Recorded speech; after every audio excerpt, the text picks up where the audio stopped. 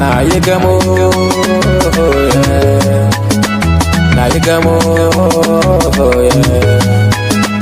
na yi gamo da soyayya mai yau zato ba ta sace zuciya ta fitar fulani.